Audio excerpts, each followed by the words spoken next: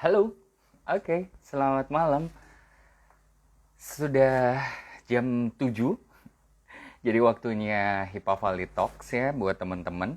Selamat malam, ini Hipa Valley Talks pertama di tahun 2021. Selamat tahun baru buat teman-teman followersnya Hipa Valley pastinya. Dan juga selamat Natal buat yang merayakan Natal. Malam ini adalah Hipa Valley Talks yang ke-14. Jadi udah ada 14 episode Hipa Valley Talks. Buat yang mungkin baru pertama kali join, pertama kali gabung di Hipa Valley Talk malam hari ini, atau ini adalah malam pertama kali join di Hipa Valley Talk. Apa sih Hipa Valley Talks itu? Hipa Valley Talks itu adalah IG Live atau tempat buat kita ngobrol-ngobrol buat alumni Vanlit ataupun juga teman-teman yang pernah merasakan bersekolah di Vanlit Muntilan, juga buat teman-teman yang saat ini masih bersekolah di SMA PL Vanlit Muntilan. Nah, berawal dari obrolan-obrolan kecil, terus akhirnya kepikiranlah untuk kita sembari mengenang masa-masa kita di Vanlit, kita juga akan mencari topik yang enak untuk diobrolin. Makanya dibikinlah namanya Hipa Valley Talks dalam format IG Live ini, ya. Thank you buat yang udah join, selamat malam ya. Nah, malam hari ini di Hipa Valley Talks malam hari ini akan ngebahas soal namanya properti. Wah, kayaknya bahasannya berat banget ya. Karena pas banget dibahasnya di hari Jumat kita ngebahas properti. Karena biasanya kalau properti hari Senin itu harga naik.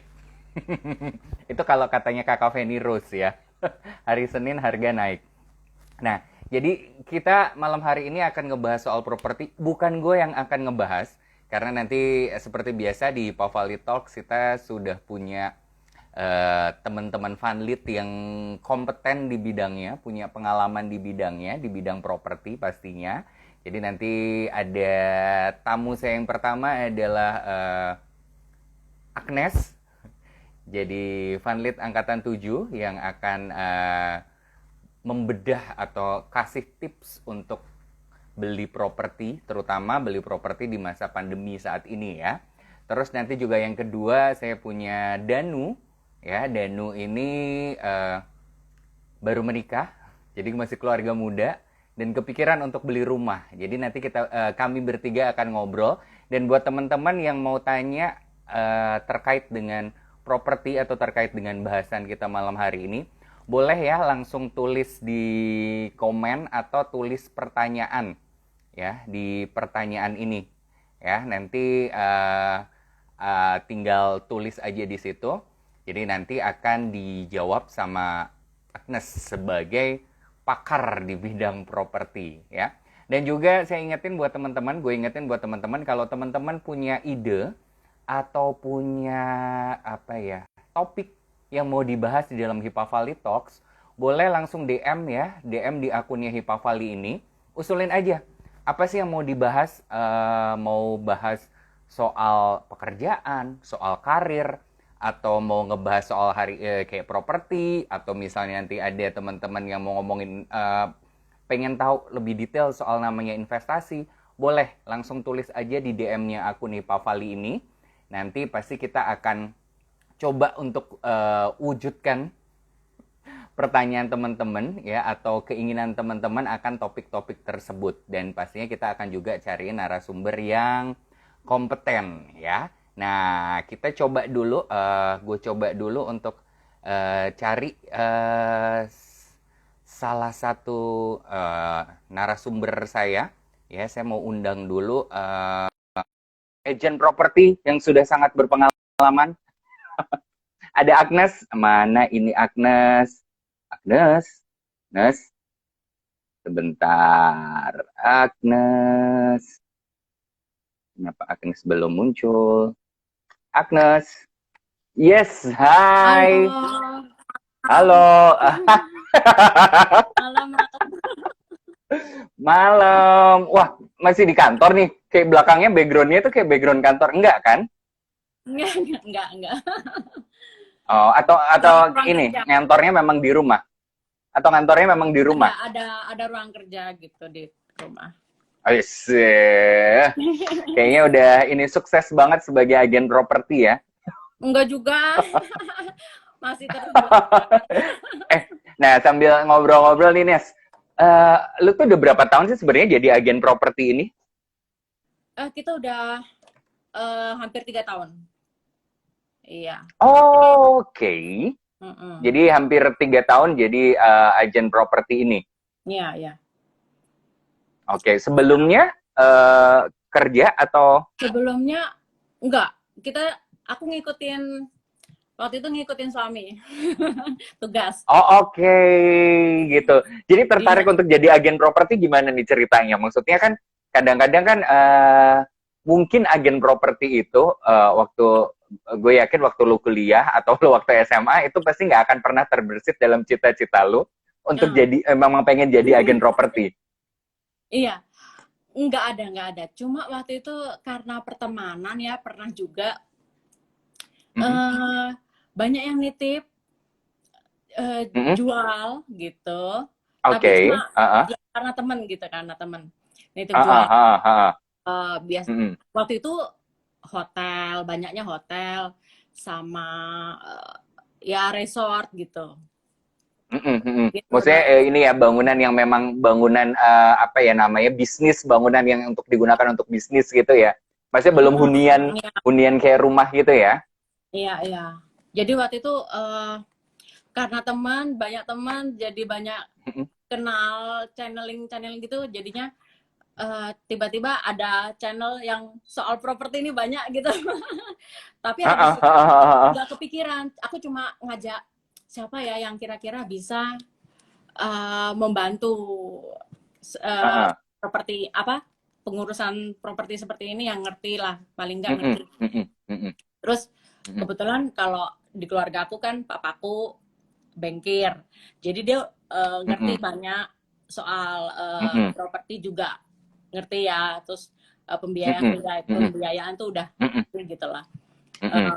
Waktu itu aku ngajak papaku juga join gitu. Terus lama-lama kok setelah pensiun papa ini buka kantor kantor properti Ah, ah, ah, ah, ah. gitu. Nah ini berarti kantor properti bareng sama papa. Iya, sama papa. Mm-mm. Oh oke, cuman berdua sama papa atau ada keluarga lain juga ada yang ikut? ada adekku juga ikut. Oh, Jadi dia keluar dari bank, dia kan kerjanya di bank mm-mm, juga, terus ya mm-mm. gabung gitu sama papa berdua. Oh oke.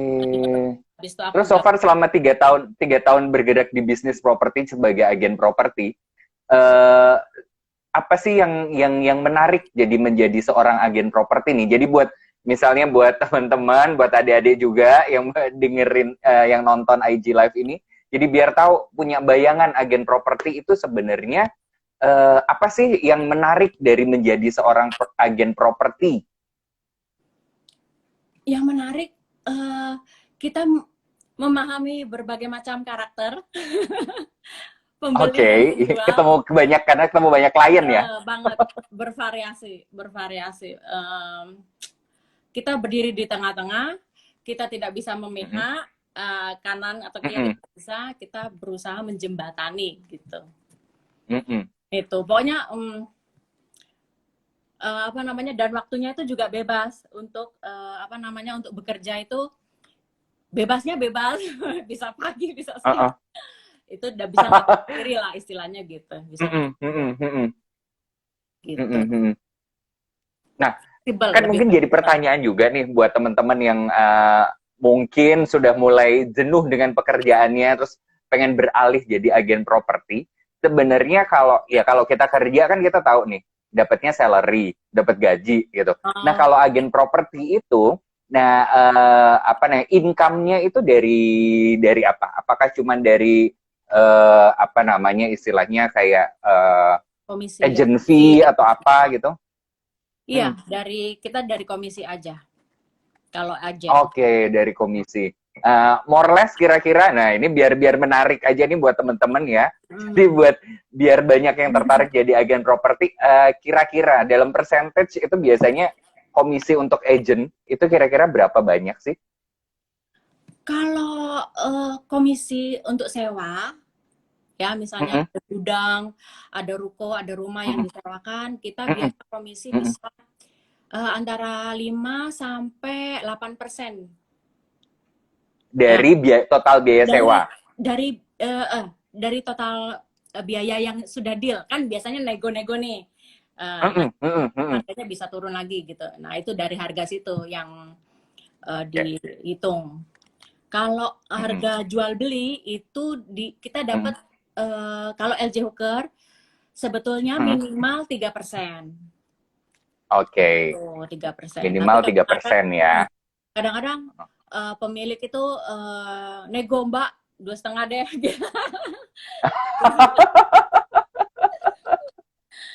Ya tergantung Iya, kadang-kadang iya, karena iya, iya. Mbak ini kan gede ya nilainya minta tolong dong gitu. Mm-mm, Ya. mm-mm, mm-mm.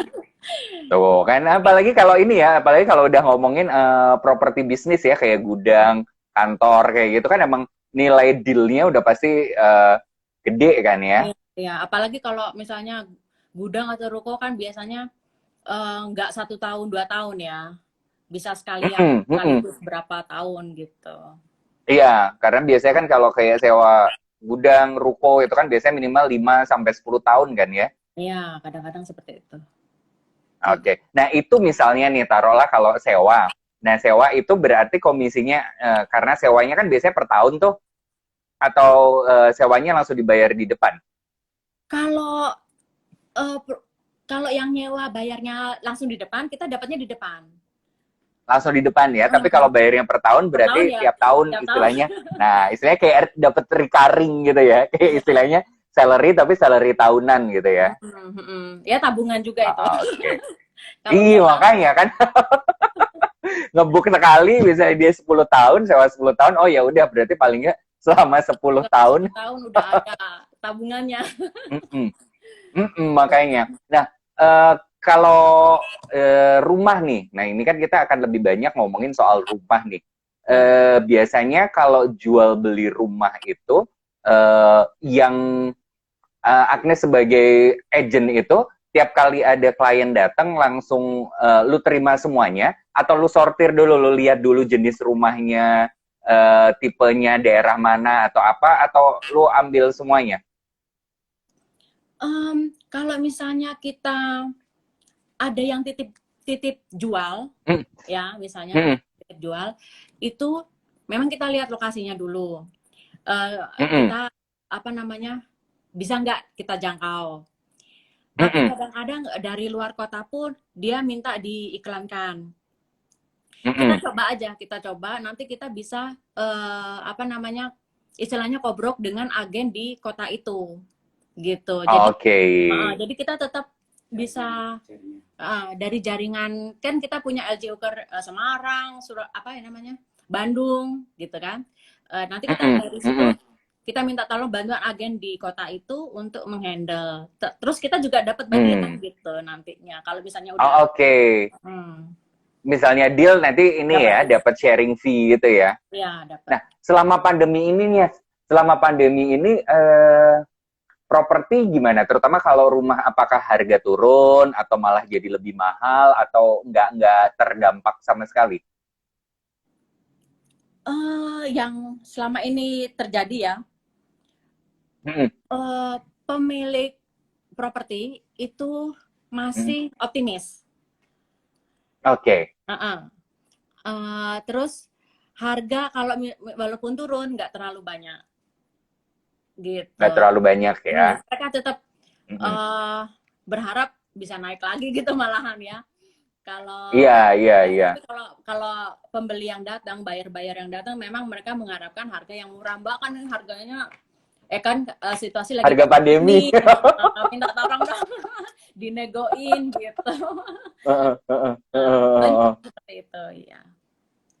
Tapi Oke. ya, Nah, ya gitu kita ngomongin menjembatkan ya antara keduanya. Oh, oke. Nah, ngomongin soal rumah ini ya, kalau lu sendiri lebih banyak, maksudnya dari pengalaman lu, untuk rumah hunian yang banyak dicari itu adalah landed house, rumah tapak atau apartemen? Landed house. Landed Uh, house ya. ya. Apartemen sekarang menurun. Apartemen sekarang menurun ya, Iya. oke.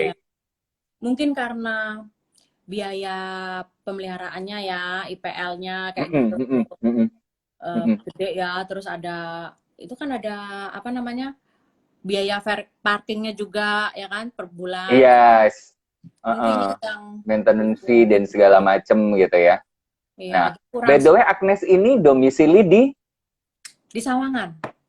Aku di Sawangan. oh Sawangan. Oh, oke. Mm-mm. Sawangan yang sekarang udah makin rame ya, padahal dulu itu daerahnya Iya, lumayan ini. daerah sepi Bang. banget kan itu dulu. Hmm. Iya, iya. Nah, kalau landed house sendiri, nah ini kita ngomongin landed house dulu nih. Kalau landed house nih, Nes, yang banyak dicari itu di daerah mana nih, Nes? Nes? Agnes? Oh. Agnes? Halo ya, Yes. punya Nah, sih. kalau ngomongin soal landed house, nah ini kita ngomongin area Jakarta dulu deh. Di daerah area Jakarta dan sekitarnya yang paling banyak dicari itu di daerah mana? Pastinya orang lebih seneng yang deket tol, deket Oh, eh, oke. deket pintu tol ya. Terus deket transportasi umum Oke. gitu. Mm-mm, mm-mm, Stasiun atau terminal gitu. mm-mm. Apalagi sekarang udah ada MRT ya. Iya betul. Jadi Daerah itu pokoknya dilewatin MRT sekarang jadi naik semua ya. bener, jadi lebih naik. Padahal harapannya harganya yang bayar-bayar, Mbak saya budgetnya cuma segini. Ya udah nggak dapat kadang-kadang gitu. Dulu waktu belum ada MRT mungkin daerah situ bisa harganya segitu. Begitu Iya MRT udah bisa jadi, jadi. Sekarang wah udah naik. Makanya kalau cari properti jangan nunggu ada tolnya.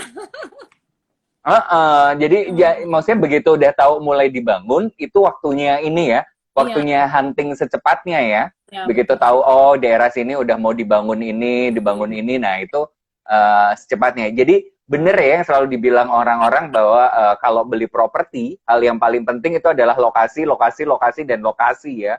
Iya, asalkan ada itunya. Nah, asalkan ada uangnya. Nah, kalaupun misalnya nggak bisa lokasi yang bener-bener di tengah-tengah, yang gampang dijangkau, ya paling nggak lokasi di agak pinggir nggak apa-apa. Yang penting transportasinya gampang ya. Iya betul. Seperti itu. Oke. Nah, pertama kan berarti tadi lokasi. Hal yang kedua biasanya yang dicari orang itu kan tadi selain lokasinya dekat transportasi, yang dicari orang untuk beli rumah itu apalagi sih, Nes? Selain dia memang kebutuhan ya. Pertama Mm-mm. kebutuhan. Terus kedua harganya menarik. Mm-mm. Terus yang ketiga dia memang sudah punya saving. Oke. Jadi walaupun kemarin itu pandemi, tetap ada yang beli rumah karena dia sudah siap dananya gitu. Oke, memang sudah di-plan untuk membeli rumah di Iya. waktu itu ya. Iya Oke. betul. Nah, kalau ngomongin soal landed house nih, Nes. Landed house itu banyak kan yang nyari atau buyer yang nyari itu adalah yang di lokasi yang udah perumahan atau biasanya kan ada juga rumah yang memang di luar perumahan. Apalagi sekarang kan banyak banget tuh townhouse gitu. Iya, iya, iya. Kebanyakan Lep- di perumahan. Oke. Kebanyakan di perumahan. Kalau di townhouse, dia lebih apa ya?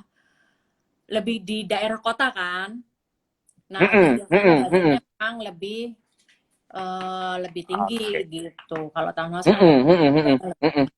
Iya, karena kebanyakan sih kalau di perumahan. komplek kalau yang perumahan gitu kan mereka pasti safety-nya biasanya jauh lebih ini ya, Ya, ketimbang kita misalnya beli kayak yang di perkampungan yang memang bukan di dalam perumahan itu kan iya, kebanyakan orang sekarang pasti mikirin safety kan, iya, iya. keamanan Keluarga muda, lingkungannya kan.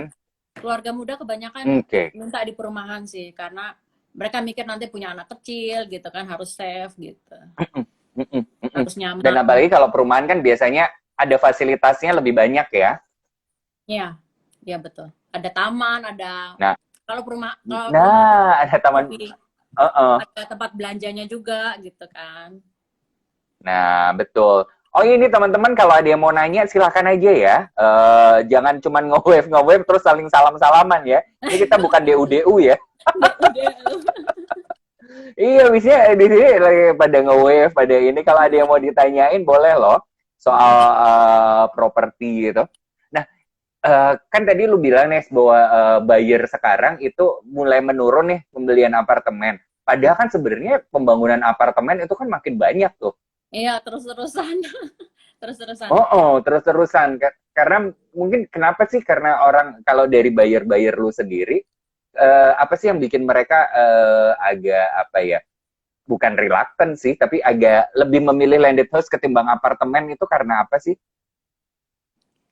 Kalau apartemen kan memang terbatas ya. Luasnya juga terbatas. Terus maintenance-nya tinggi. Dan dia apa namanya ya? Dia akan dibangun di atas tanah yang apa namanya? Harus Masih HPL ya? masih HPL gitu loh. Jadinya setiap beberapa tahun pasti akan terus diperbarui gitu kan. Iya. Izinnya. Jadi Ya, orang jadi kalau pas dapatnya HPL-nya yang pas mau habis, diperpanjang bayar. Makanya setiap kali mau beli apartemen kan orang pasti nanya ini tinggal berapa tahun lagi gitu. Dan nah kebanyakan yang beli itu investor. Karena mereka mau disewa-sewain gitu ya? Ya, untuk disewain itu enak banget gitu.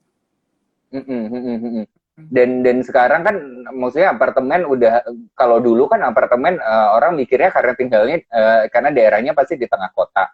Nah sekarang kan bahkan di pinggir-pinggir aja itu udah ada apartemen tuh. Gue juga agak bingung. Iya. Konsepnya ketika apartemennya sekarang developer yang udah apa ya namanya, dia lebih jeli, dia membangun apartemen yang untuk misalnya mahasiswa. Ya, jadi daripada mahasiswa kan seringnya kebanyakan sekarang kos apa kontrak gitu. Nah, ini dia khusus apartemen khusus untuk mahasiswa. Jadi benar-benar dari desainnya, dari apa namanya harganya gitu. Itu terus keamanannya juga mereka pikirkan benar gitu. Oke. Jadi udah mulai ini ya, developer mulai bergeser ya, mulai menggeser. Nah, ini kita ada satu lagi temen nih, Nes. Nah, ini adalah Danu. Halo, Mas. Pengantin baru nggak sih? Iya, bisa dibilang baru, Mbak Mas. Berapa tahun? Baru Oktober kemarin, Mas. 3 bulan. Oh, baru Oktober kemarin. Waduh. Ini berarti lagi ini ya, lagi hot-hotnya nih. Ya, hangat-hangat. Nah, oke. Udah ada Agnes nih, Dan. Jadi, kan lu sebagai pengantin baru gitu. Sekarang udah punya rumah sendiri atau masih kontrak atau tinggal di daerah PIN, Pondok Indah Mertua atau Pondok Mertua Indah? Kalau aku sekarang ini, Mas, sementara masih sewa di apartemen, Mas, di Bandung. Kebetulan domisili di Bandung. Oke. Kebetulan domisili di Bandung. Nah, ini mumpung ada Agnes, seorang agen properti. Gue udah kayak ini ya, apa acaranya nanti si Feni Rose itu hari Senin harga naik ya. Iya, ini Mas. Makanya kita bikinnya di Jumat. Itu gue juga bingung tuh kenapa tagline-nya mereka adalah hari Senin harga naik ya. Dibikin mepet. Dibikin mepet ya. Karena kan biasanya orang kalau beli rumah kan berarti harus ngelihat, dan ngelihat itu kan biasanya di Sabtu Minggu kan. Karena di weekend itulah biasanya buyer akan datang untuk ngelihat ini ya, ngelihat fisik bangunannya.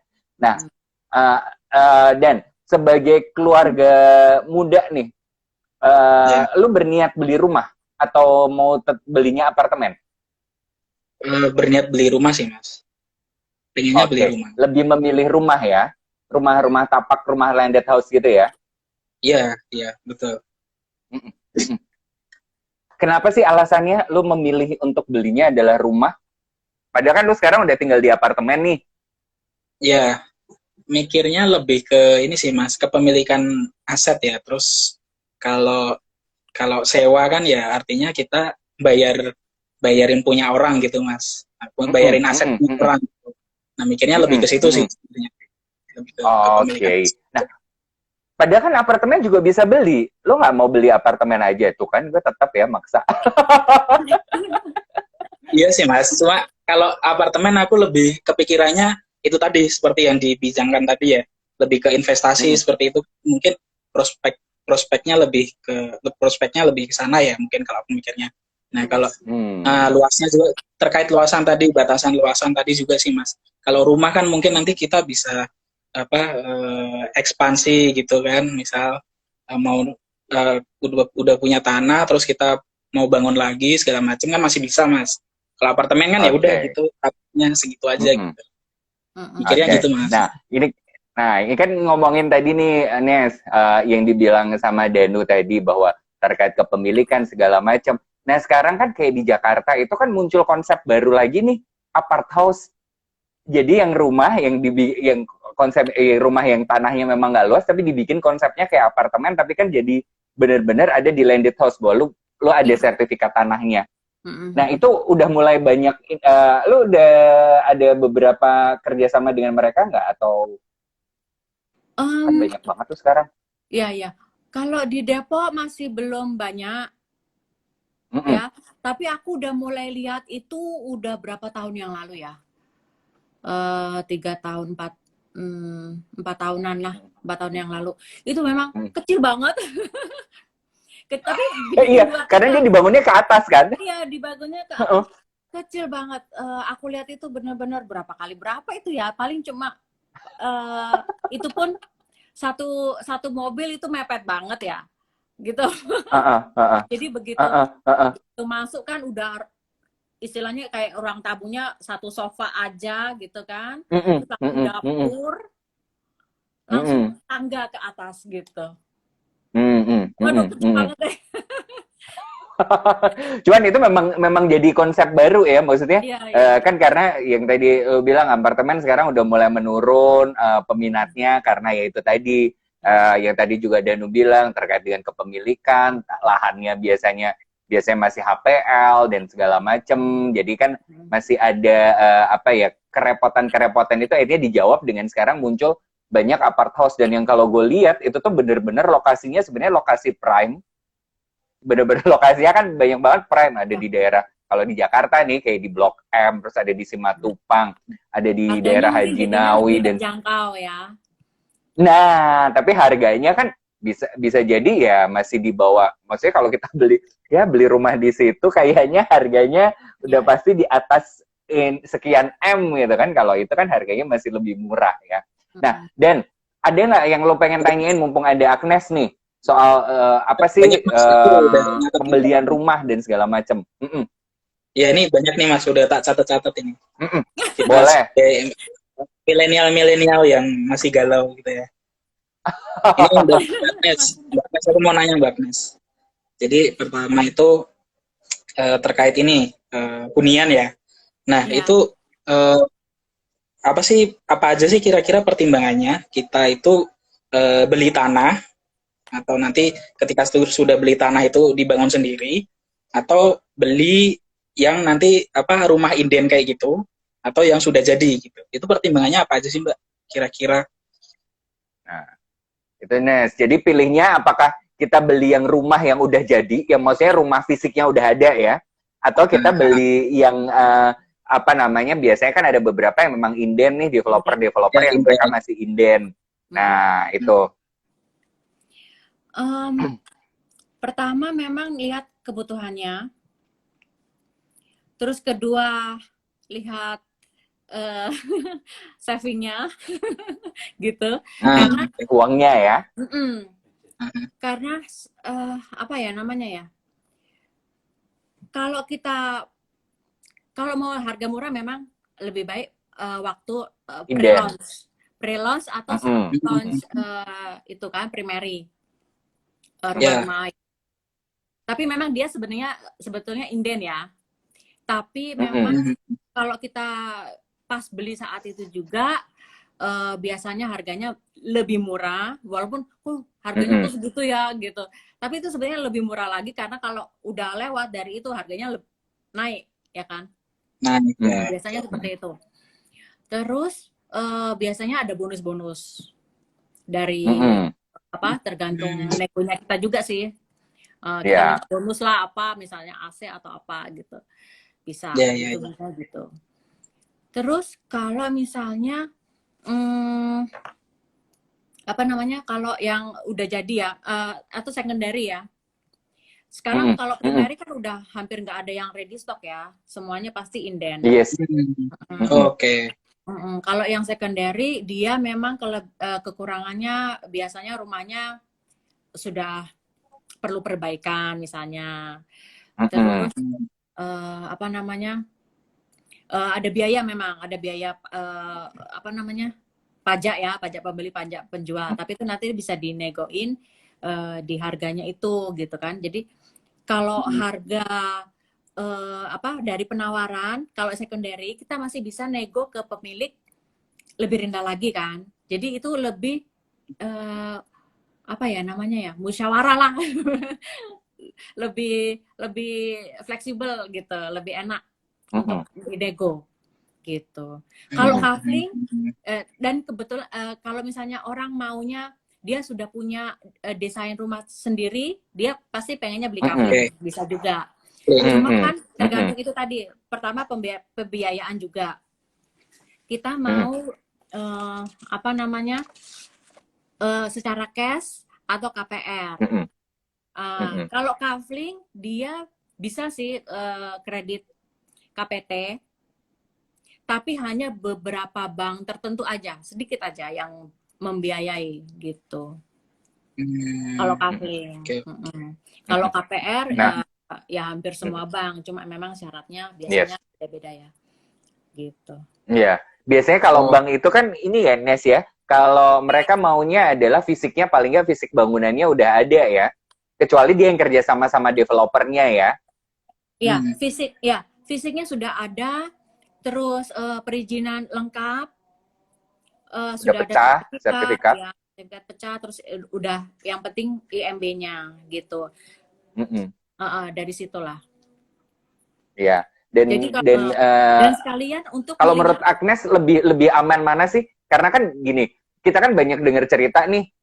Yang inden itu kita udah terlanjur bayar tanda jadi segala macam, udah ditunjukin oh ya nanti couplingnya di sini terus habis itu developernya ngilang.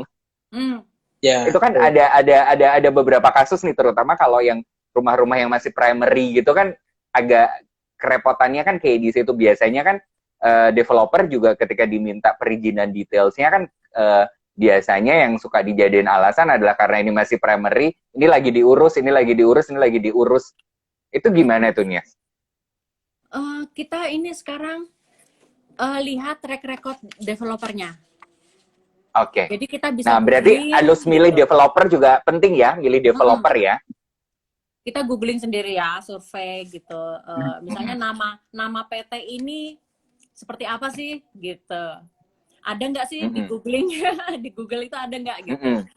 Terus kemudian dia bisa dilihat dari kerjasama dengan bank. Ya. Kalau kerjasama dengan bank, pasti banknya sudah seleksi ketat. Ya. Betul. Kalau bank pasti dia mintanya perizinannya udah lengkap. Gitu. Itu yang penting. Jadi dilihatin dari situ.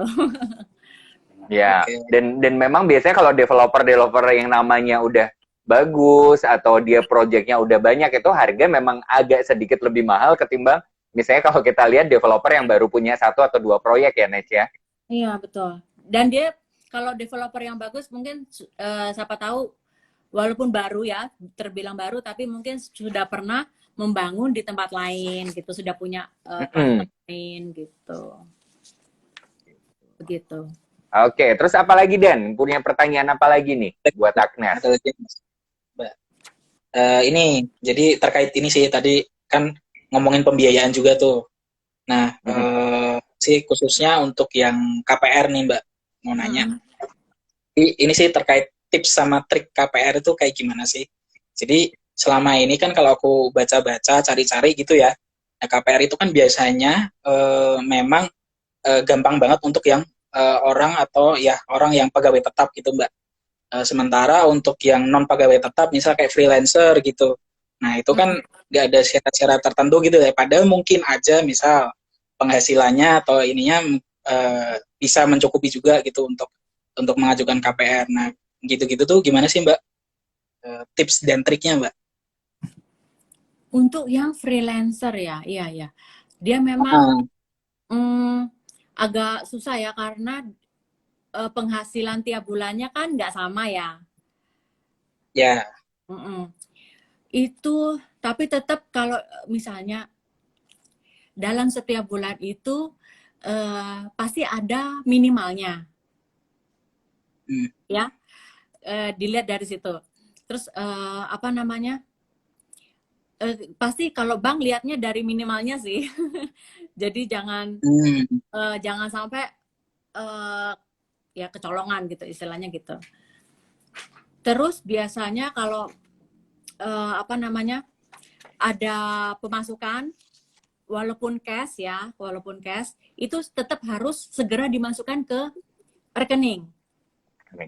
Jadi Oke. langsung tercatat di rekening korannya gitu. Hmm. Apapun Nah, jadi kelihatan keluar masuknya duit gitu. Dia dilihat dari situ penilaiannya. jadi Oh, dilihat dari sales salah satu turnover di itu ya. di rekeningnya itu. Iya. Lu Hmm. sekarang freelancer dan atau udah pegawai tetap? Aku masih pegawai non tetap di ITB Mas, tapi ya sambil freelancer di konsultan gitu. Nah, gitu. Nah, kalau misalnya kayak gitu, lu punya project segala macam, better sih kalau menurut gue, dibikinin aja satu rekening khusus untuk yang penghasilan itu. Jadi ketika nanti diminta Oke. persyaratannya sama bank pun kan lu udah punya nih, lu bisa nunjukin dan Mm-mm. mintanya semuanya transfer. Ya, masa sekarang masih pakai amplop coklat kan nggak lucu juga ya. Dan Dibayar masih di dalam amplop. kalau punya klien yang apa namanya punya klien perusahaan yang tetap ya, kita udah punya klien Mm-mm. tetap perusahaan yang lumayan, itu kita bisa minta apa namanya rekomendasi gitu. Nanti dari Kayak banknya minta juga garansi gitu ya. gitu. Kalau apa namanya kita dapatnya fee itu sebulan itu bisa berapa itu bisa. Jadi sebagai pengajuannya ke bank juga. Oke. Tuh, jadi kayak gitu. Mungkin Nah, ya. udah. Dan harus tetap Terus, harus terus, terus. ini ya, harus tetap ngumpulin cashnya ya. Karena kan untuk dana Tetap gitu, tetap. betul. Karena ini ya. Nah, ngomongin soal KPR nih, kan ini Nes, orang kan kadang banyak orang nih yang mungkin belum belum terlalu kenal dengan KPR. Mereka mikirnya kayak, oh ya udah kalau gue KPR, berarti gue nggak keluarin duit apa-apa. Iya kan, kebanyakan. Nah, kebanyakan nih orang kan mikirnya kayak gitu, begitu datang terus tiba-tiba ngurus itu, begitu tahu biayanya segitu, itu kan agak kaget. Nah, biasanya boleh dong Nes diinfoin, jadi biar info buat semuanya juga. Kalau misalnya kita beli rumah, biaya-biaya selain harga rumah, itu biaya-biaya apa aja sih yang biasanya suka muncul atau harus kita bayar? Atau kita harus siapin nih biaya-biaya apa aja, terutama yang biaya di depan ya. Iya, iya, iya. Ini pakai KPR apa enggak nih?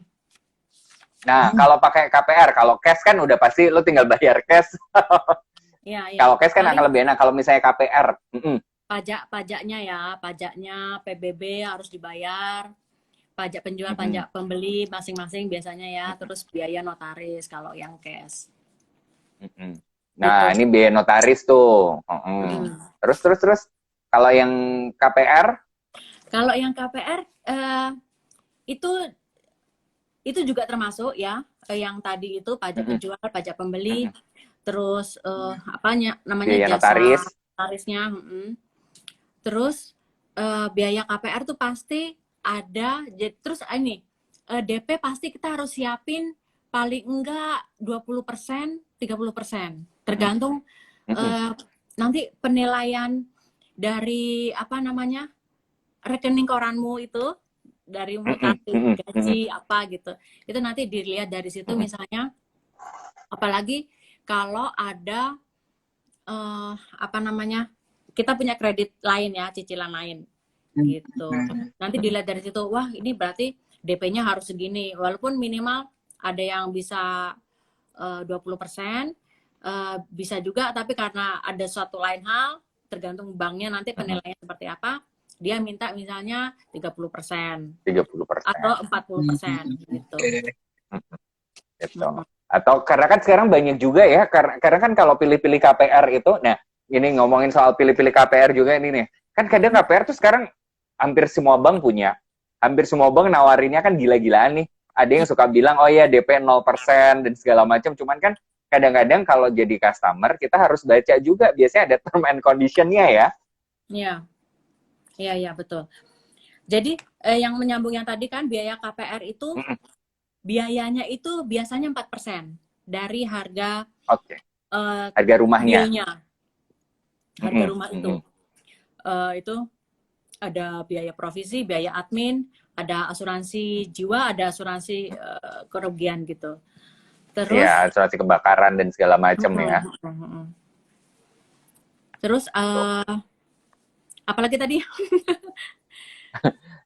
Ya, itu palingnya biaya-biaya yang harus disiapin ya kalau misalnya mau ambil KPR adalah itu selain DP. Itu, ya paling nggak DP 0% tuh hampir nggak ada sebenarnya. Hampir nggak ada. Itu kan cuma akal-akalan ini ya, akal-akalan promo. Jadi kalaupun kan ada kalau di developer untuk rumah-rumah primary dia ada cash bertahap. DP-nya pun bisa bertahap. Ada yang seperti itu. Ada yang keringanannya seperti itu. Tapi kan tetap ya gitu. Biasanya kalau bertahap harganya lebih naik dikit. Ya.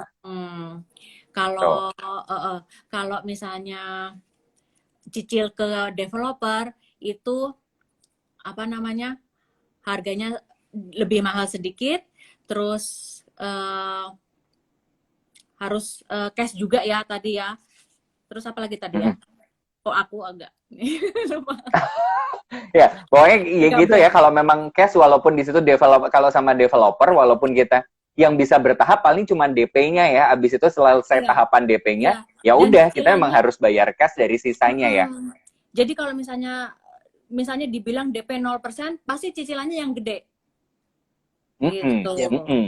Cicilannya lebih gede. Jadi nanti jangan-jangan nggak bisa nyicil tiap bulan gara-gara itu. Nah, itu yang mesti harus dipikirin, apalagi kalau ternyata rumahnya masih inden kan, primary itu yang belum ada. Berarti kan kita harus keluarin biaya 2 kali kan. Kita masih harus sewa untuk tempat kita tinggal. Nggak mungkin kan lu bawa tenda di situ kan, tinggal di tanah yang udah lo beli karena dia masih tanah, dia harus lo bangun kan, berarti lo harus lama nunggu itu, lo harus punya tempat tinggal. Berarti kan bayar cicilan iya, bayar sewa untuk lo tinggalin saat ini kan juga iya. Oke, apalagi Dan? Pertanyaannya Dan? Apalagi apa nih? Lo pengen tahu apa lagi? Dan nitip? Enggak. Ada yang nitip? Itu dulu deh Mas. Atau dari audiens? Sama istri. Ada yang dititip pertanyaan gitu. Sama istri. Ini Nes, sekarang ini Nes, mungkin kan buat kayak pasangan-pasangan baru gitu kan, mereka ketika mau beli rumah sebenarnya hal yang perlu kita perhatikan ketika kita milih rumah ya, kalau yang landed house nih, yang pertanyaan landed house dulu, rumah tapak itu apa sih yang perlu harus kita pertimbangkan? Kan nggak cuma datang lihat terus oke, pokoknya beli, atau kita cuma mikir harga murah aja. Apa aja sih yang perlu diperhatikan atau jadi bahan pertimbangan ketika mau beli rumah?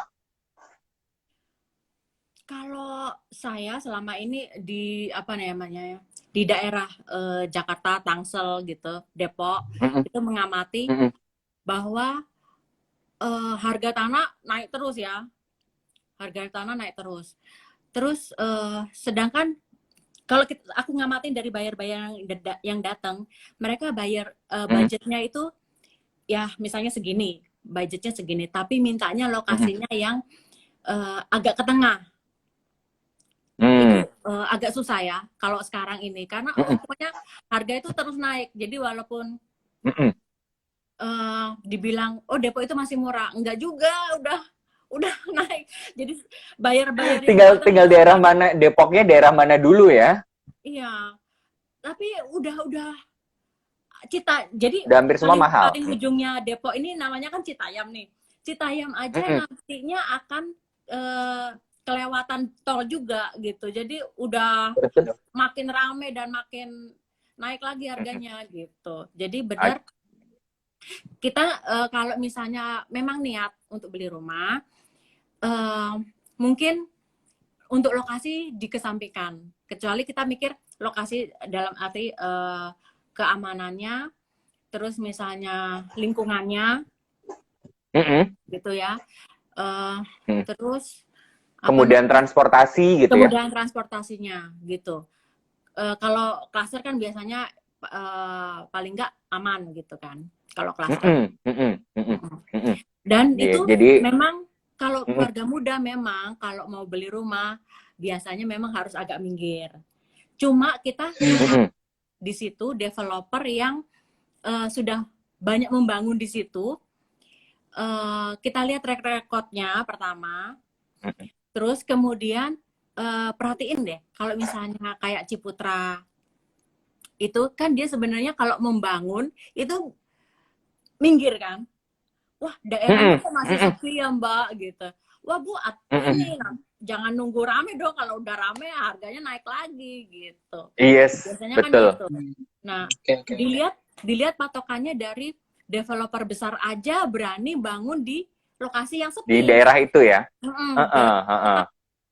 Pasti nanti ke depannya itu bagus. Gitu.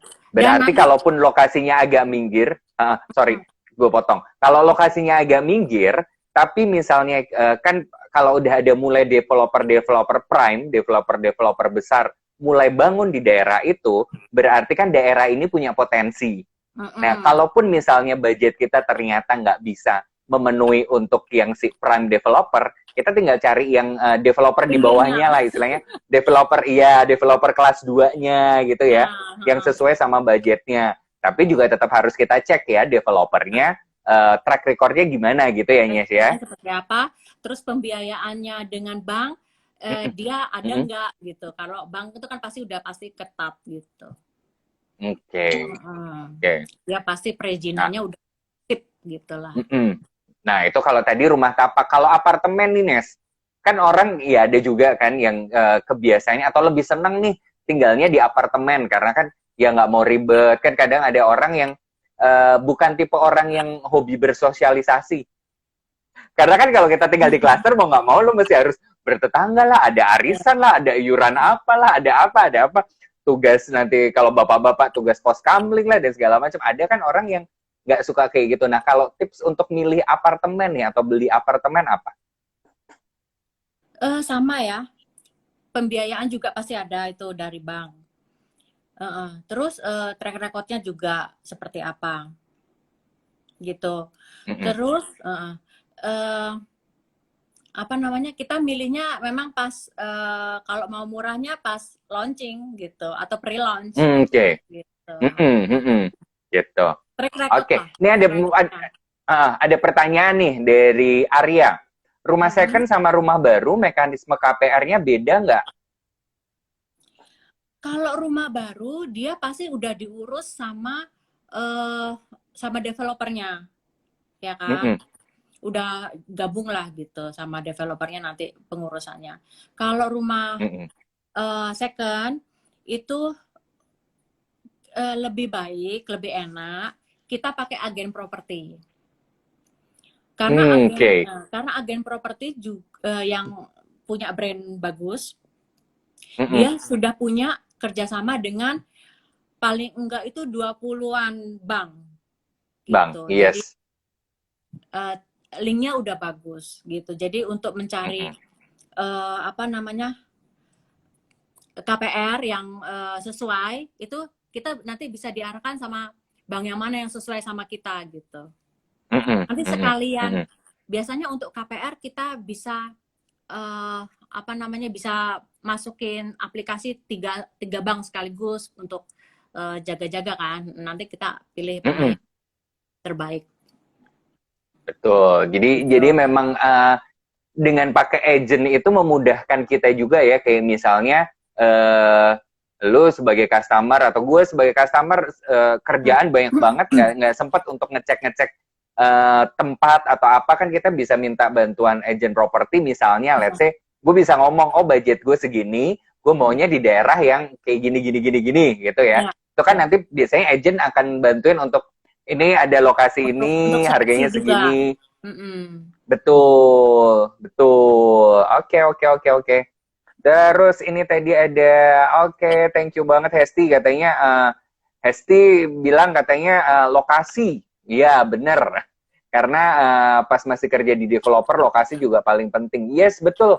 Karena lokasi itu sekarang udah bener-bener, ya memang dari dulu lokasi itu adalah hal yang paling ini ya, paling penting ya. Nah, terus nih, Nyes, nah kalau tadi kan kita udah ngomong tips, ngomong apa sih keuntungannya pakai agent dan segala macam. Nah, kalau mau beli rumah seperti apa atau lokasi seperti apa sih yang harus dihindari? Kan kadang kita juga nggak tahu nih, kita pokoknya asal beli, oh asal murah, dapat harga murah, ternyata begitu dilihat, oh ternyata ya tempatnya atau gimana atau apa. Ada nggak sih lokasi atau pilihan hunian yang harus dihindari? Pertama, bisa ya kalau kita pakai agen itu pasti dipilihkan, Mbak saya mau hunian yang bagus. Pertama, misalnya nggak banjir, ya kan? Ya, itu paling utama tuh sekarang tuh. Itu beban semua orang ya, banjir ya. Iya, jadi kita, Mbak tolongin pokoknya cariin yang nggak banjir gitu, biasanya gitu. Terus kedua, nggak deket sama TPA. Terus apa lagi ya? Kayaknya sih kebanyakan itu ya. Terus ketiga, mungkin sutet. Kuburan. Sutet dan kuburan tuh. Biasanya kan itu kan? Iya. Karena bank juga biasanya agak susah tuh ngasih yang kayak gitu. Keinginan bayar sih macam-macam. Iya, keinginannya banyak. Kalau iya, keinginan tergantung. Karena ya gue membuktikan sendiri sih. Ada beberapa event kayak apartemen di tengah kota di Jakarta, pemandangan kuburan juga itu laku-laku aja. Walaupun mungkin kalau buat bank kan itu sebenarnya agak dihindari kan. Ada minimum jaraknya lah ya. Tapi kalau TPA sih udah pasti orang nggak akan mau sih. Karena kan itu polusi baunya kan agak-agak ini. Kena angin. Nah, jadi berarti tadi yang perlu dihindari yang tadi ya, pokoknya deket TPA, terus ya mungkin kalau ya preferensi ya kuburan, sutet itu udah pasti ya, karena kalau di bawah sutet pun itu juga kalau kita mau jual juga jadi susah banget ya. Iya sih sebenarnya. Tapi memang ada developer yang berani karena mereka sudah punya hitungannya. Ini masih batas aman kayak gitu. Gitu. Kalau developer yang besar biasanya ini perhitungannya udah bagus. Iya, cuman kalau ya tinggal balik lagi kita sebagai customer berani nggak untuk ambil di situ, walaupun mungkin biasanya harganya memang relatif lebih murah ya. Betul. Oke. Terus tadi udah kita ngomongin yang berarti itu tadi yang harus dihindarin ya, terutama yang TPA itu tadi ya. Terus tips milih agent properti nih, Nes. Kan kadang kita ya udah lah yang tadi gue bilang, nggak ada apa namanya, nggak ada waktu untuk benar-benar searching satu-satu gitu kan. Tips milih agen properti itu apa sih? Karena kan agen properti itu kan ada banyak. Even bahkan sekarang ada juga banknya agen independen kan. Iya betul.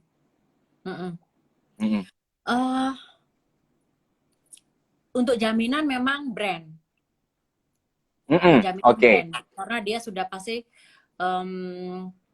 apa namanya, kantornya udah bagus, apa namanya, sistemnya kantornya sistemnya udah bagus. Terus jadi kalau kita mau apa mau misalnya komplain, kita tahu lah gitu. Terus tergantung juga sama setelah komunikasi itu nyambung apa enggak, cocok sama agennya apa enggak gitu. Ya itu semua tergantung ini ya. Kalau cocok apa enggak gitu. Terus wah kadang-kadang orang nggak suka marketing yang terlalu ini banget ya, Maksa atau maksa. Mm-mm. Terlalu maksa gitu. Uh-uh. Itu. Oke. Kalau Nah, ini ada pertanyaan lagi nih ya. Sorry aku gue potong nih karena kita udah tinggal dikit lagi waktunya. oh ya. Ada dari Hesti mau nanya tips untuk beli atau cari rumah lelang. Nah, kan sekarang banyak tuh rumah lelang. Rumah yang dilelang sama bank dan segala macam. Tipsnya apa sih? Oh. Maksudnya tips untuk dapat rumahnya atau dapat apanya nih? Dapat harganya? Nah, ini enggak. Atau apa nih maksudnya milih rumah yang lagi dilelang itu yang perlu dilihat dari rumahnya apa aja sih, atau mungkin dari secara fisik atau apanya, balik lagi kayak kita beli rumah yang biasa itu kali ya. Iya, jadi memang kalau lelang itu kan harganya cari yang murah. Nah, tapi memang kita harus sedia cash loh kalau itu. Iya, betul. Karena lelang nggak mungkin KPR ya. Iya, nggak bisa KPR. Jadi misalnya kalau kita udah menang lelang nih, seminggu kemudian tuh harus dilunasin loh, harus lunas. Jadi kita nggak bisa. Jadi itu ya. Gitu. Tipsnya adalah harus siapin uang dulu kalau emang mau ikut lelang. Iya. Sambil paling ya cek fisik bangunan dan segala macem itu ya. Sama ya paling ya kalau lelang itu mau nggak mau kita harus agak effort untuk ngebandingin di seputaran situ harganya berapa kan. Betul. Karena jangan sampai kita beli lelang ternyata lebih mahal dari harga jual di sekitarannya kan. Iya, betul. Atau minta agen propertinya gitu, minta bantuan. Betul. Oh, agent properti tuh ngurus juga untuk yang kayak lelang-lelang gitu nggak sih, Nyes? Bisa ngurus seperti itu bisa. Tapi biasanya dapat info, diinfoin juga. Kalau kerja sama rumah-rumah lelang gitu kan biasanya dapat info juga. Langsung ke banknya biasanya kalau kami. Oke. Langsung ke bank yang mereka yang mau ini ya, sebagai yang mau melelang ya. Iya, betul. Oke. Thank you banget malam hari ini karena ya kayaknya kalau ngomongin properti, ngebahas properti itu sejam tuh kayaknya cepet banget ya. Iya. Kita mau door prize boleh nggak? Oh, boleh. Agnes mau kasih door prize-nya apa, Nes? Door prize-nya ini nih kita dapat nanti untuk 3 orang dapat kalender. Oke, dapat kalender. Sama boleh konsultasi gratis. Oke, boleh konsultasi gratis sama Agnes. Oke, pilih Nes siapa? Yang mau dikasih siapa? Yang mau lokasi siapa? Siapa tadi yang nanya? Hesti ya? Hesti. Oke, 1 ya Hesti. Terus tadi siapa lagi? Tadi ya. Mas Arya tadi nanya. Mas Arya. Oke, Arya. Arya ya. Aku lupa ya. Arya tadi nanya yang itu milih apa KPR rumah baru sama rumah second. Oh, oke. Boleh itu. 1, 2. Terus pilih satu lagi bebas terserah. 1 lagi terserah. Agnes mau pilih siapa? Udah cap-cup aja nggak apa-apa, Nes. Hesti udah banyak nih siapa ya? Pertimbangan dekat dengan sekolahan. Nah, boleh itu, nih Al siapa Pramono nih. Siapa ya? Oke, Al Pramono ya. Jadi tadi ada Hesti, ada Arya, ada Al Pramono. Nah, itu adalah 3 orang yang beruntung untuk dapetin door prize di Hipavali Talks ke-14 ini. Ya, nanti Mimin Hipavali akan kontak masing-masing, akan DM ke akun Instagramnya yang terpilih ini. Jadi yang terpilih ini dapat kalender plus dapat gratis konsultasi sama Agnes. Dibatasin nggak, Nes, konsultasinya berapa kali? 1 kali aja ya, 1 kali konsultasi ya, jangan banyak-banyak ya. Oke, thank you banget Agnes, thank you banget Danu, seneng banget bisa ngobrol-ngobrol banyak hari ini karena waktunya sudah sangat mepet. Thank you banget dan terima kasih buat yang udah join juga. Ditunggu Hipavali Talks berikutnya, dan kalau teman-teman punya ide topik ataupun bahasan, silahkan langsung di DM ke Hipavali ya. Langsung DM ke situ, nanti kita pasti akan coba olah untuk topik yang dipilih, biar obrolan kita juga akan masih panjang. Nias, jangan bosan-bosan ya kalau nanti kita mau bikin series kedua dari properti ini. Kita akan pasti kontak Agnes lagi ya. Boleh. Thank you banget Danu ya. Selamat malam semuanya. Oke, sehat-sehat ya. See you. See you. See you. Dah.